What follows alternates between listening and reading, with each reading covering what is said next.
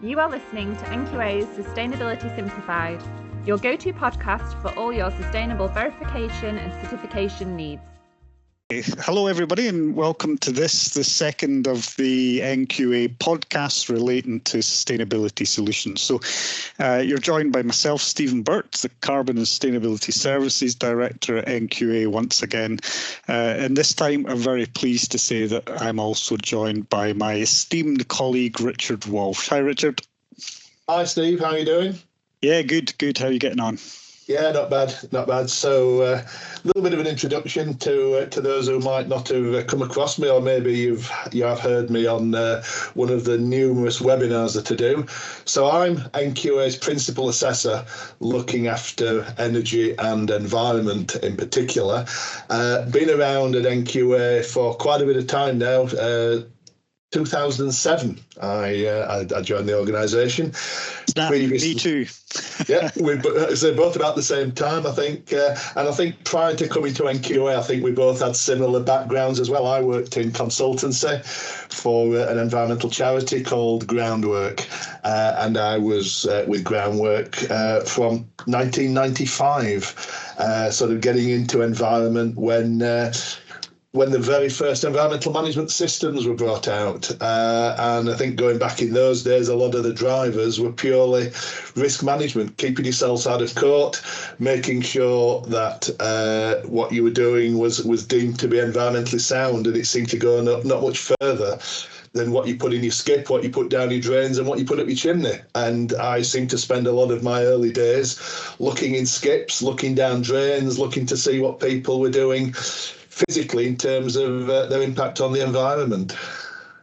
Yeah, it's certainly the drivers, which is the topic of this particular podcast, looking at some of the drivers around sustainability for businesses, and also some of the solutions around sustainability for businesses. But back in my previous lives in different companies, I always tried to summarize those drivers under three headings. One was reduced risks, so relating, for example, to pollution incidents, or relating, for example, to legal non-compliances.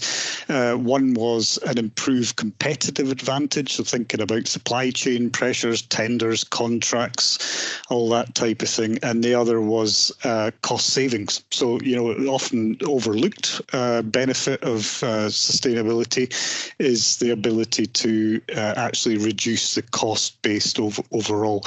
But I think those three sort of summary drivers, things have moved on quite significantly from when Richard and I first cut our teeth back Absolutely. In the day doing this type of thing. And there's more drivers now as well. So the first one, I think, Richard, that's worth discussing is, and this wasn't on my list there, is actually better environmental performance overall. So climate change used to be something that, didn't rate particularly highly as a driver for many businesses. These days, it does. Are you seeing that as well?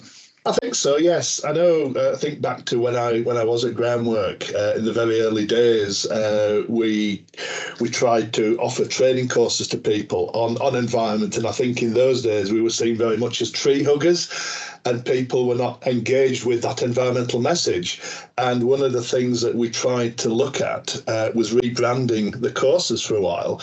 The material stayed the same, but we actually badged them up as resource efficiency, because I think people realised that actually working environmentally was actually a sound and effective way of working, using all of the resources, whether it's raw materials, whether it's energy, using all of those resources actually in an efficient and effective way. But I think certainly at the start of my journey on environment and sustainability, I think cost was very much an initial drive. And I still think for a lot of businesses today, cost is still one of the key important drivers. We're all aware, both at home and at work, as to how much energy is costing at the moment. The days of cheap energy have gone.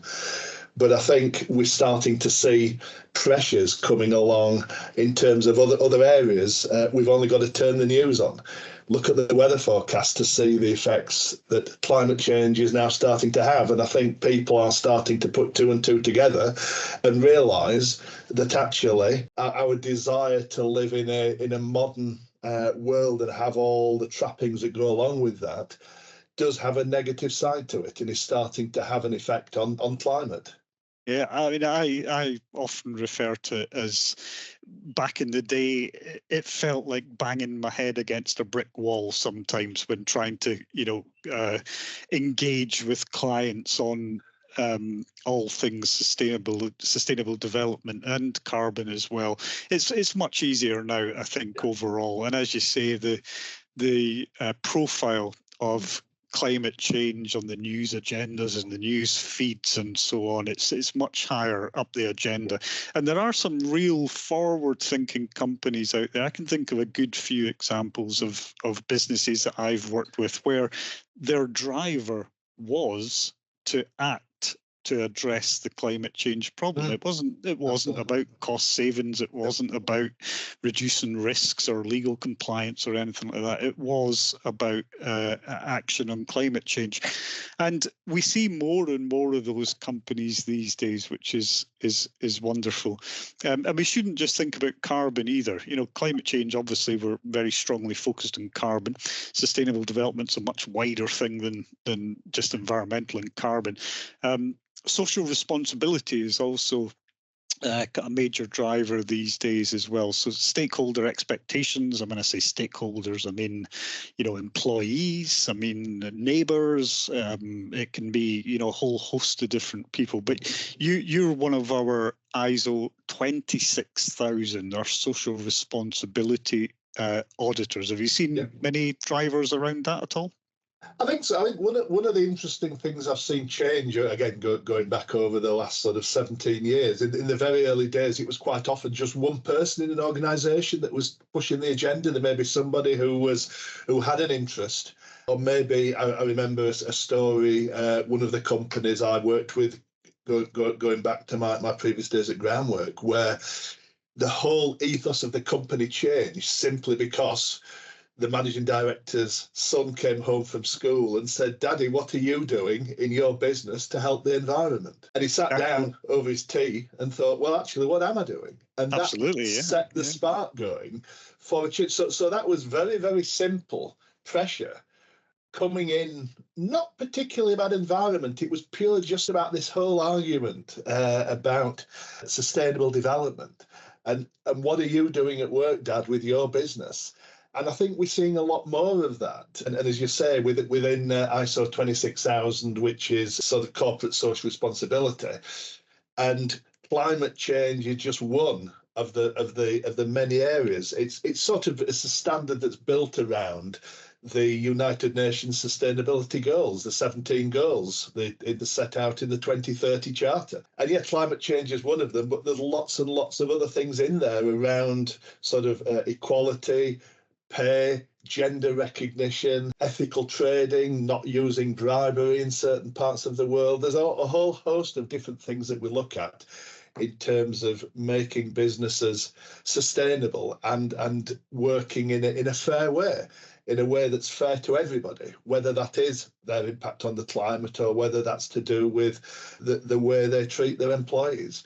But I do find that across all of the businesses I work with now, there is much more engagement with all of the staff, not just with a key person who maybe have been pushing the business, but generally there is much greater buy-in and an interest in businesses and in the staff to want to work together to actually achieve a goal that's for the common good, shall we say? Yeah, there's two or three interesting points there. One is when I had my own children, I had the same inclination as well. Once you have children of your own, you do look forward in time and wonder what you're going to be leaving behind as your children grow up, of course. And a second point here as well would be health and safety. We don't think of health and safety as a an aspect around sustainable development, do we? But often with ESG, environmental, social governance goals, looking after your employees when they're at work is a key thing. So, health and safety, to some extent, we can think of as lying within the realms of sustainable development. But you also mentioned the UN Sustainable Development Goals there. ISO, the International Standards Organization, they're in the process just now of producing a new standard, which is called ISO 53001. And that's ISO management system standard. It's focused on the UN SDGs, the Sustainable Development Goals, and managing those within a management system for your business. It's a long way off. I think it's going to be sort of late 2025 before that standards appears. However, there is guidelines relating to that, which is another ISO standard, ISO 53002, which we can expect a little bit sooner. So, for those companies out there that are interested in ESG goals, then there might be some more useful tools coming along. Absolutely. And thinking about the risk reduction, we hear lots of terms that begin with green these days: greenwashing, green hushing, green blushing, green lighting, green shifting, etc., etc. There's so many of them, but it's crucial, isn't it? We see the Advertising Standards Agency pulling companies up for making unsubstantiated claims around their environmental performance, particularly. But that does seem to be that idea of risk reduction in terms of reputation and company profile does seem to be an increasing driver for companies, in my experience. Are you seeing that as well? I am. I think one of the issues I found is that in the early days, it was fairly simple to make some green claims and claim that your product was environmentally friendly. That was a term that seemed to be used. It's a term I particularly hate now, is that term environmentally friendly. But that was a term that was used, and there was very little control over that. And I think the term greenwashing came from the fact that it was a very thin veneer. And if you scratched away at it with your fingernail, you would soon see the truth hidden underneath. And I think there were a number of businesses, number of companies, number of products got the fingers burnt in the early days where they were making claims that some of the people like Friends of the Earth, Greenpeace, were quickly rubbishing. And I think it sort of backfired on these businesses a little bit. And I think increasingly these days now we're seeing businesses that are wanting to actually have a credible third-party demonstration that the claims that they're making can be verified. And I think for me, that's where I've seen quite a growth in the work that we're doing within NQA, that we're now getting businesses wanting to be able to say, yes, this is, as an example, our carbon footprint, but here's NQA has a credible third party coming along and saying, yes, it is, we agree. That is your carbon footprint. That is what you're doing to improve your businesses. These are the targets that you've agreed, and we're going to hold you to account on that. So I think people wanting to be able to have a credible demonstration that it isn't greenwashing, green hushing, green blushing, whatever terms we wish to use, and that there is this overall demonstration from an organisation that's not connected in any way with the business that can say, yes, we agree, and we will hold you to task on that.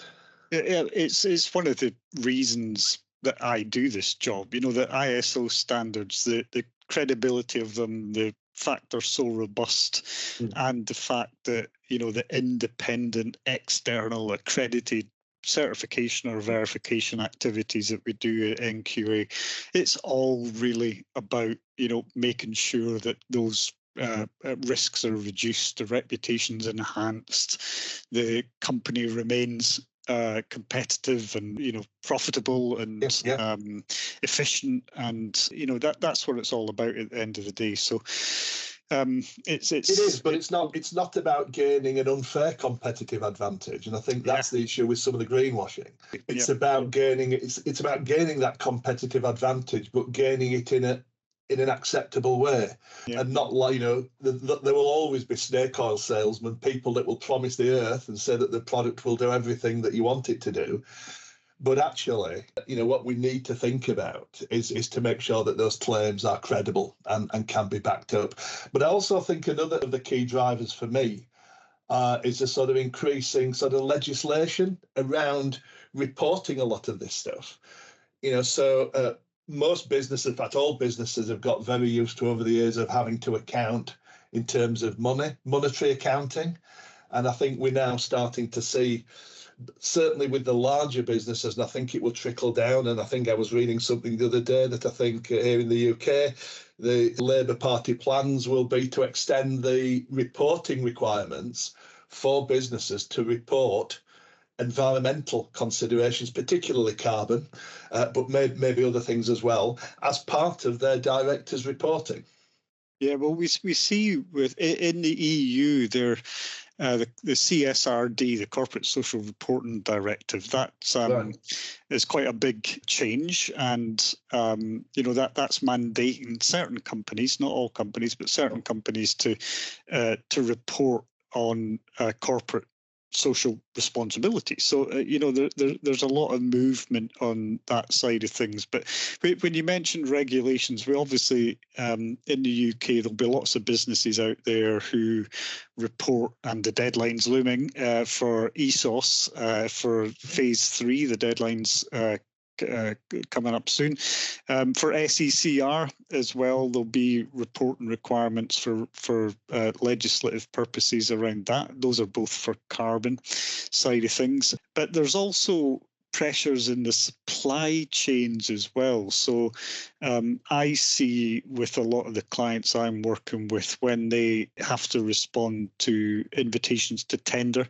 they're being asked about their corporate social responsibility arrangements, their carbon quantification and reduction arrangements as well. In fact, even here at NQA, we're essentially a business-to-business service organisation, but we have to respond in our carbon activities and some of our tender documents as well. But a big driver I think we're seeing at the minute is PPN 0621, which is a Policy Procurement Note 0621, which is a UK government thing. If you have a contract £5 million or more with the UK government, and that's set to reduce over time as well, that threshold, then there's reporting requirements around carbon. And I've seen that impact on supply chains for the National Health Service, supply chains for the Ministry of Defence. And although it came out in June 2021, hence the 0621 part of it, it's taken a while for it to actually take effect. But I'm seeing much more of that. It's really coming to the fore with some of the clients that I've been working with.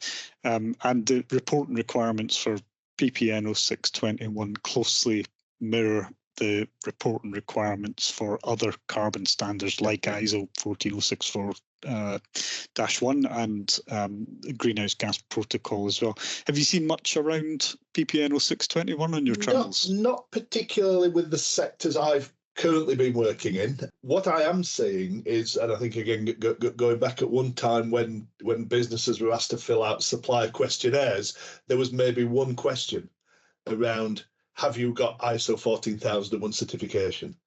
And that was about it.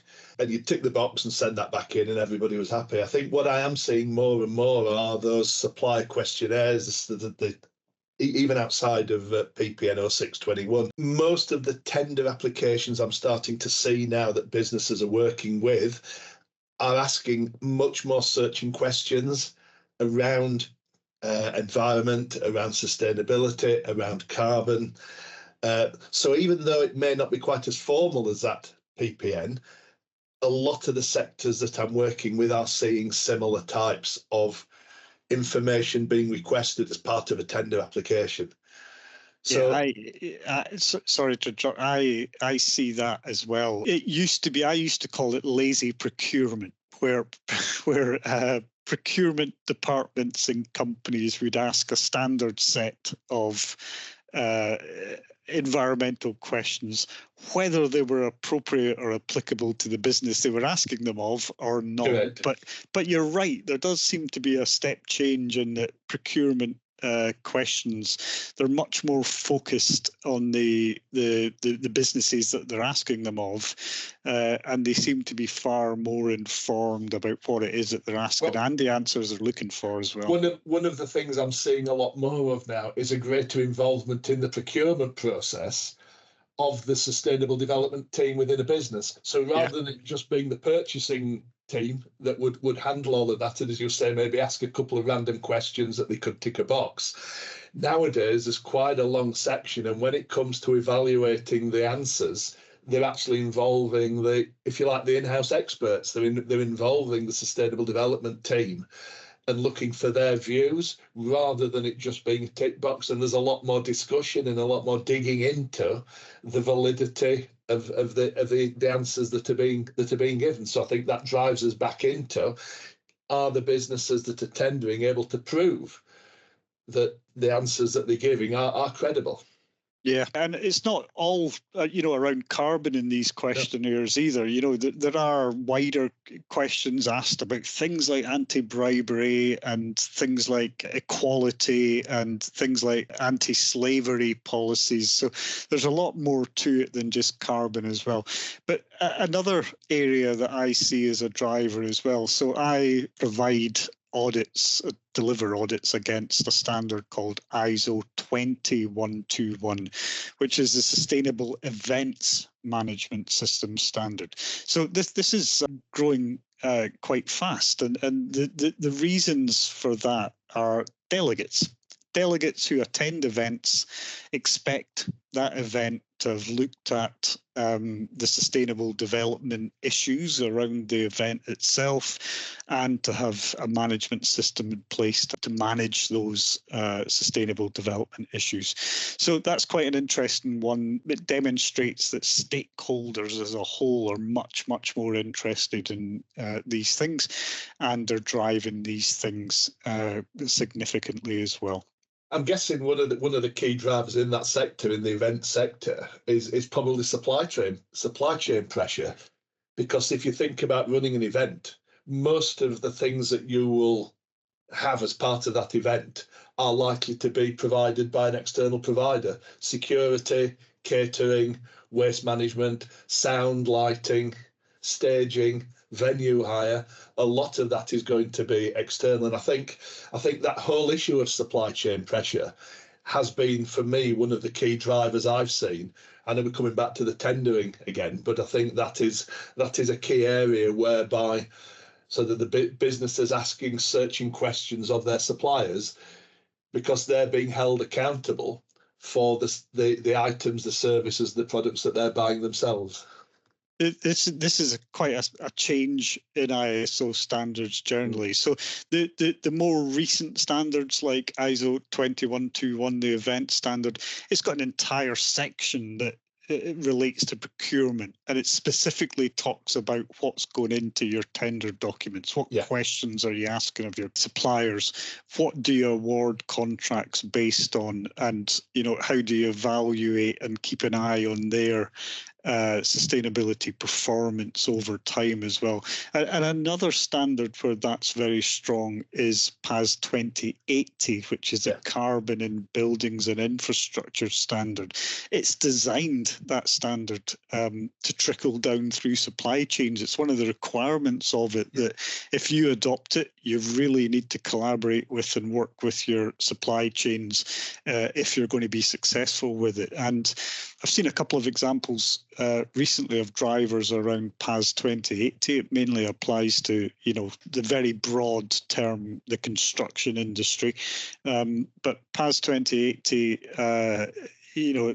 national highways have a requirement for all their contractors, subcontractors to adopt it by December 2025. But we noticed recently as well the Construction Leadership Council, who are an organisation that was involved in developing PAS 2080, but they've made a public commitment to five main goals, and they've asked the construction industry members to sign up to achieving those goals. And one of those goals is to achieve PAS 2080. So you can see that it's not going away. This is almost a self sort of perpetuating thing where what with the more recent standards, if one company adopts them, there's an expectation that they'll encourage their supply chain to do the same. And that's coming across very clearly in both PAS 2080 and ISO 21221 as well. Whereas some of the other standards, ISO 14001, even ISO 45001, procurement or supply chain encouragement's almost mentioned in the passing to some extent. It's come out as a much more explicit requirement in more recent standards, I think. Yes. I think I found it quite interesting with the latest changes to all of the standards, including 9001, with the inclusion of climate change. Yeah, of course. Yeah. At one time, as going back to when you and I started out on all of this, it wasn't mainstream.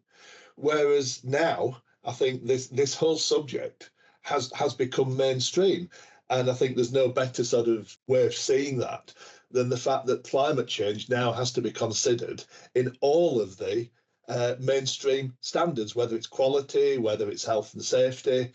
And it's something that has to be thought about how the changing climate can impact, if we take a quality management system, how climate change may impact on your ability as a manufacturing organisation to supply a product to your clients. Whether that's effects of the weather, that's effects on raw material, it's something you have to now think about.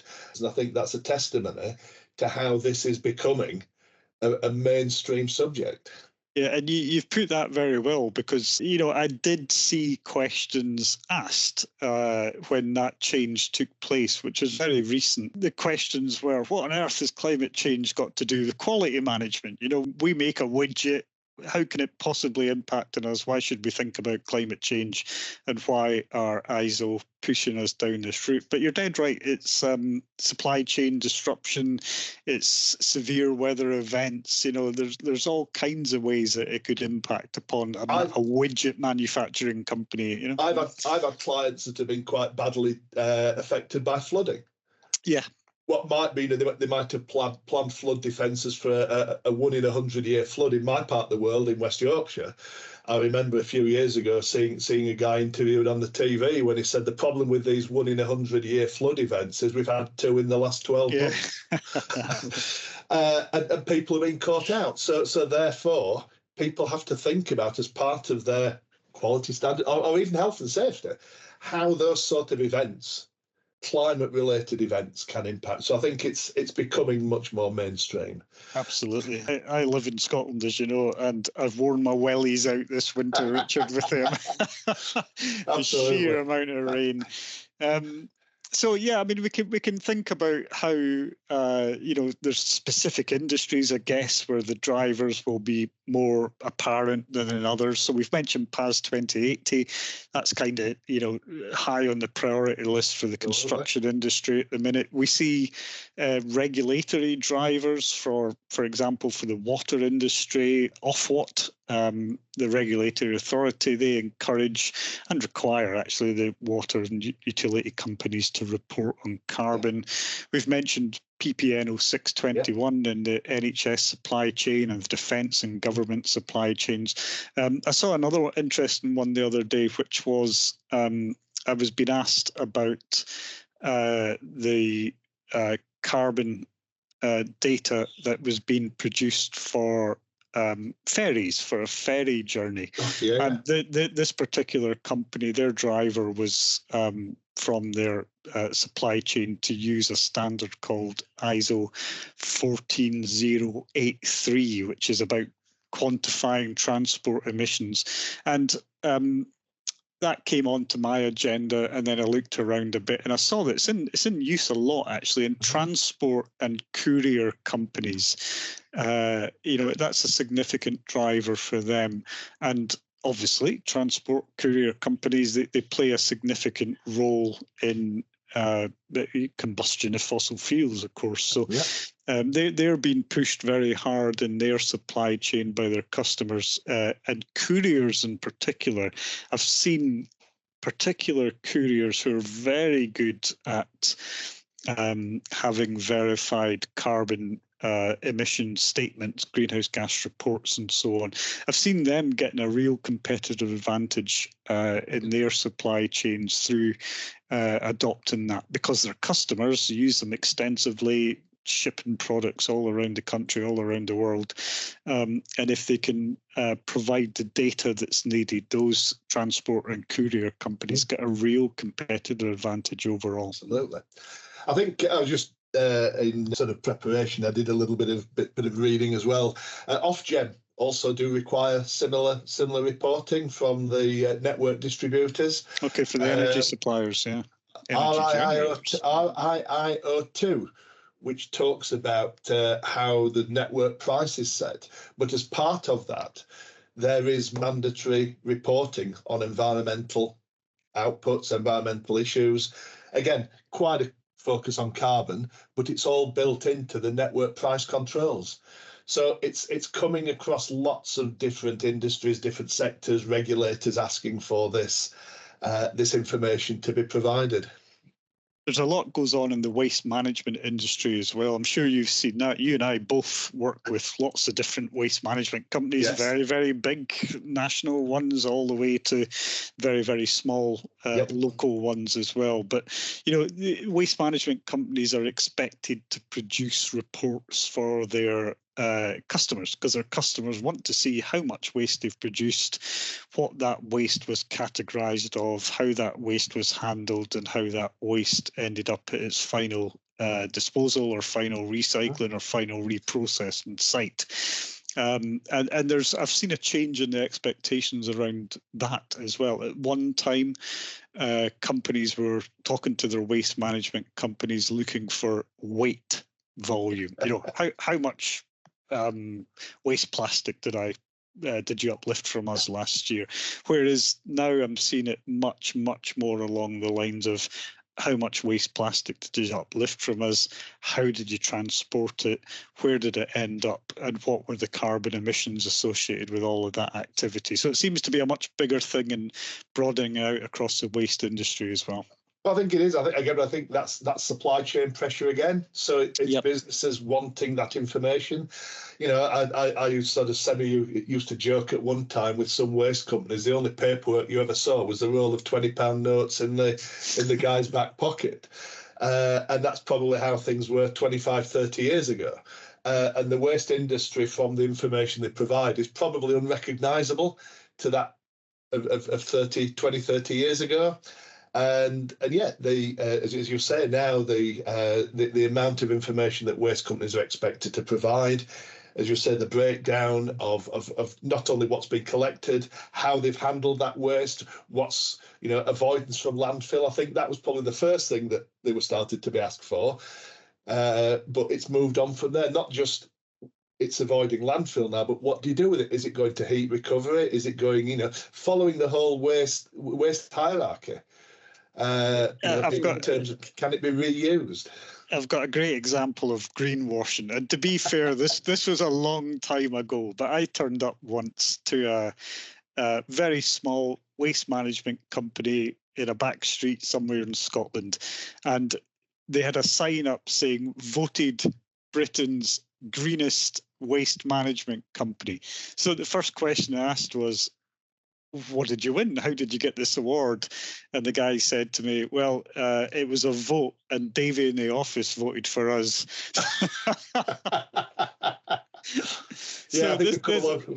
Classic example of classic example of greenwashing. Absolutely. We have come a long way. We have come a long way. I think that industry particularly, has had to change.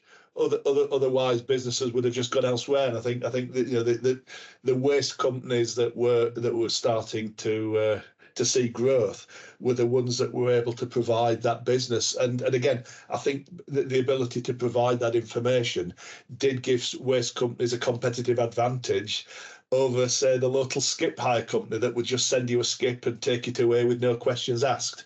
So therefore, being able to provide that level of information that you and I see regularly now when we're doing greenhouse gas verification and we're looking for breakdowns in the types of waste, how it's been treated, where it's ended up. And not just in carbon, but also in environment as well. I see it in 14,001, where businesses are trying to ensure that the waste that's being used is a resource. There used to be an organisation, I still think they're working, based not far from me, called Urban Mines. And Urban Mines was an organisation back in the 90s that set out to see the waste as a resource, rather than just being sort of what can we do with that waste, and they started waste exchanges. One person's waste is another person's raw material. This is circular economy circular stuff, economy, yeah, absolutely. And that is very much, it's the names may have changed, but I still think the drivers are still the same thing. Circular economy is a much better phrase, but that was very much sort of embryonic in the sort of early to mid 90s, where people saying, well, do we need to throw it away, or can my waste be used by somebody else? Even if I give it them for free, at least it's being used and it's not just ending up in a hole in the ground. So I think, a lot of this I find also relevant. It's quite interesting. A lot of the conversations I have in businesses now is also about, is there anything we're doing in the business that actually our employees can take home with them? Because it is about making lifestyle choices. And one of the as we were talking about before we started this, I was up in Scotland the other week, and one of the companies we were looking at, I looked in the bin, and there was a number of disposable vapes had been dropped in the general waste bin. Now, I've seen other examples working with local authorities where there's been significant fires caused by things like that. Yeah. And immediately the company I was with said, that's great. Oh, that'll make a very nice sort of awareness piece, but it'll also help people in their home life in terms of how they dispose of vapes themselves. And it's trying to pick up on these areas of, we don't just come to work and work for 8 hours and then go home and forget about it all. It's making those lifestyle choices and things that you learn at work, how they can be transformed back so that your kids can. Yeah, absolutely. Yeah. So that kind of brings us nicely back round to the top of the conversation today then. We're talking about drivers today.